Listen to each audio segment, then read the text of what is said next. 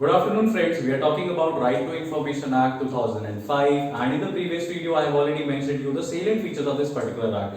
Let me reiterate those facts. What are the salient features of this act and what is the intent or the object of this act? So the salient feature of the act, the very first thing that we talk about is it empowers a particular citizen. Any citizen can come before any public authority, before any appropriate government to place a request to seek certain informations.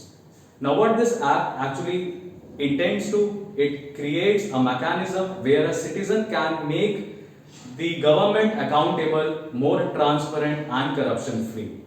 So a citizen can actually inquire to the public authorities for their actions and inactions, and the citizen can also seek the financial records that they have for under certain scheme or any benefit that was to be accrued to the particular citizen. So basically it empowers a citizen to make the government more accountable, and under which section a citizen has this right, under section 3 of this Right to Information Act, it has specifically mentioned that every person can place a request before any public authority under this particular act. So right to information is a statutory right that also you have to ensure. Now the question comes as to which among all the sections of Right to Information, which is the particular section under which a citizen can place a request, and what is the mechanism or the process of that particular request. So the process of that placing particular request has been mentioned in section 6 that talks about request for obtaining information. Now it entails, it specifically prescribes the process that has to be followed.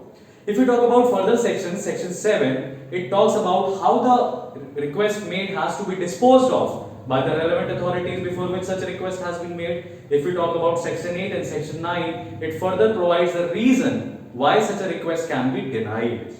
Now you understand that this particular section is mentioned in chapter 2 of this particular act. Now chapter 2 cannot be fully understood unless and until we have understood chapter 5. What is chapter 5? Chapter 5 particularly talks about the specific functions and powers of Central Information Commission, State Information Commission, and their powers as to inquiries and appeals. So we'll come to those provisions also when we are dealing with section by section in chapter 5. Right now, let us quickly start with section 6. Section 6 subsection 1 mentions that the application can be either written, that is in a physical paper, or it can be made in an electronic form. Whether language is a bar. Language is not a bar because this particular subsection prescribes that application can be made either in Hindi or in English, in whichever language you are comfortable, or if there is any other official language in your region, you can also write the application in that particular language. Now this you can understand that it should be either typewritten or it should be handwritten. The question comes, if a person is not that familiar with reading and writing and person still wants to seek certain information from concerned ministry or any statutory body under central government or state government or any constitutional body, can't he make an oral request? This subsection also provides that you can place an oral application also, but it is the duty of the authority before which you are placing such a request to provide you all the reasonable assistance. So you can definitely make an oral request, but so far we have seen that written applications are usually the norm. But then also in oral application also, reasonable assistance shall be provided in doing what? In converting that application in the written form for the prospects of the record. So the other question that comes before us is to whom we have to place a request. In section 5 we have already read that every authority, every body under state governments or central government has to keep a CPIO and SPIO. What is CPIO? Central Public Information Officer. A public information officer under these concerned authorities of the central government, state public information officer under the concerned authorities of the state government, or any other concerned authority. For that matter, it can be any constitutional body that has a Public Information Officer Act placed. Or you can place such application to Central Assistant Public Information Officer and State Assistant Public Information Officer. You know, these are assistants. They have also been mentioned in section 5. With the particulars of the information that you seek. that you want from these authorities. You have to mention the specific information that you want. Now the question comes, do we have to mention why we want such an information? This particular section 6 in subsection 2 provides that you don't have to give the reasons why you want particular information from any authority. So it says that no reason has to be given for requesting such information, and it also provides you a benefit that no such authority can ask from you more than required personal information. You just have to mention your name, contact number, for that matter your email address, or to an extent your home address. That helps these authorities to provide you that information or contact you.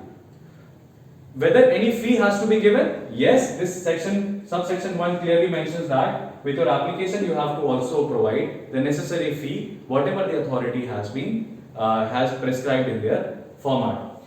The subsection 3 mentions that information, if held with any other public authority, let's say you have approached the CPIO of Defense Ministry for seeking out the information on Rafale deal. Let's assume that. So the particulars of the Rafale deal are with the Defense Authority because it's a fighter jet. We understand that. But there are certain informations which you are seeking but is not available with Defense Ministry, but rather is available with Finance Ministry. So what you will do? You don't have to do anything. The particular authority before which you have placed a request has the duty to transfer that application to the another public authority which has either such information or whose subject matter is concerned with the functions of that public authority. Now I have mentioned that in the previous lectures also that time is the essence in Right to Information Act. There are certain time limits that has been mentioned: 5 days, 10 days, 15 days, 30 days, 35 days, 40 days, 90 days. So in this particular section, or in this particular section 6, we have 3 time bars that you need to understand. Alright. If you place any request before CPIO, SPI or any concerned authority, under section 7 it has been mentioned that they have to dispose of your application within 30 days from the date on which the application has been produced before them.